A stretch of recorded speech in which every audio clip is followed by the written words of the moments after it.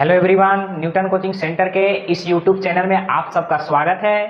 तो पिछले वीडियो में हम लोग जाने थे कि जो इलेक्ट्रॉनिक विन्यास होता है उसको अक्रिय गैस के रूप में कैसे लिख सकते हैं, अक्रिय गैस के इलेक्ट्रॉनिक विन्यास के रूप में कैसे लिखा जाता है। तो आज के इस वीडियो में हम लोग जानेंगे कि पाउली का अपवर्जन नियम क्या होता है, इसके बारे में हम लोग समझते हैं। तो चलिए जानते हैं। तो देखिए, इस नियम के अनुसार से इस नियम में कहा जाता है कि किसी परमाणु में किन्हीं दो इलेक्ट्रॉनों के, कितने इलेक्ट्रॉनों के, दो इलेक्ट्रॉनों के किसी भी परमाणु के लिए चारों क्वांटम संख्याओं के मान समान नहीं हो सकते हैं। यानी कि पाउली का अपवर्जन नियम कहता है कि किसी भी परमाणु में किन्हीं दो इलेक्ट्रॉनों के लिए चारों क्वांटम नंबर जो होते हैं, क्वांटम संख्या जो होते हैं, वो समान नहीं हो सकते हैं। इसका मतलब यह हुआ कि किसी एक कक्षक में दो इलेक्ट्रॉन तभी रह सकते हैं जब उसके गति करने का दिशा अलग अलग होनी चाहिए। जैसे यहां पे हम लोग देख लेते हैं, अगर यहां पे एक कक्षक है तो इसमें दो इलेक्ट्रॉन तभी रह सकते हैं जब एक इलेक्ट्रॉन ऊपर की ओर हो और एक इलेक्ट्रॉन स्पिन नीचे की ओर कर रहा हो।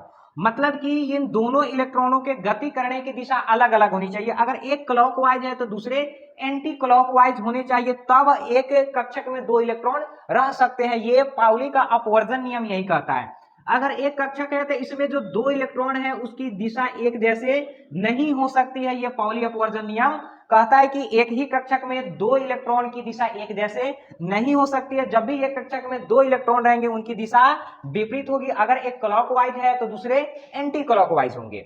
तो यहाँ पे दिए हुआ है कि चारों क्वांटम संख्याओं के मान समान नहीं होते। तो चलिए थोड़ा सा जान लेते हैं कि ये चारों क्वांटम नंबर कौन कौन से होते हैं।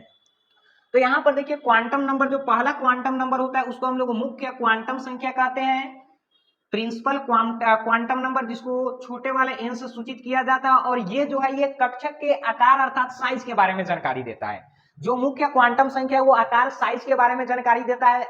किसी कक्षक का आकार जितना ज्यादा छोटा होगा, इलेक्ट्रॉन उसके न्यूक्लियस से उतना ही ज्यादा नजदीक नजदीक होंगे। आकार जितना बड़ा होगा, इलेक्ट्रॉन यानी कि उसके नाभिक से उतना ही ज्यादा दूर होंगे।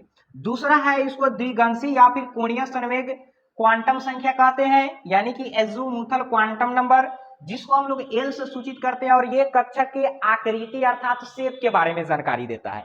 और तीसरा हमारा क्वांटम नंबर होता है, वो होता है चुंबकीय क्वांटम संख्या, मैग्नेटिक क्वांटम नंबर, जिसको एम एल से सूचित करते हैं। और ये अभिविन्यास अर्थात ओरिएंटेशन के बारे में बतलाता है, कक्षक के ओरिएंटेशन के बारे में बतलाता है।